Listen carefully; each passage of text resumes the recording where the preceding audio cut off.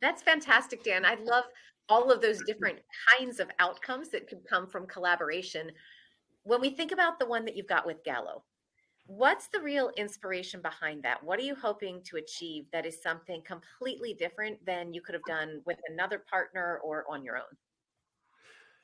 That was solely twofold. One is it frees me up to be a little bit more creative with my winemaking and potentially be more creative and more qualitative with my winemaking because it frees me up uh, of a lot of the logistical handling of selling the wine. Um, and then it frees me up to, to think about, not having the economic worries of cash flow management and day-to-day QuickBooks, et cetera, and it gives me just a little bit more weight off my shoulders as a kind of a solo entrepreneur of being able to manage all these things on a daily basis. I was late for this meeting because I was dealing with the mailing list and selling wine and emailing customers, and that's something I always want to keep with any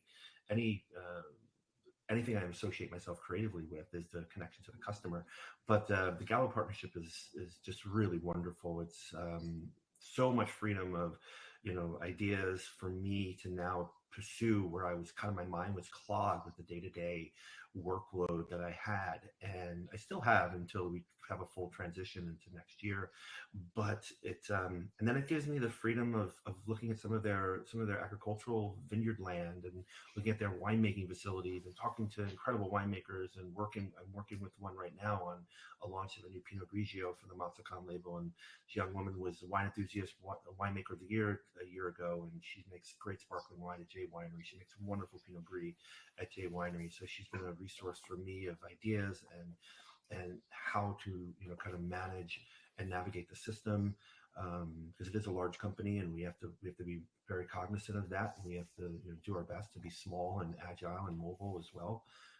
So they're giving me a lot of freedom, and I think that is something I wasn't anticipating when I first kind of signed on the dotted line.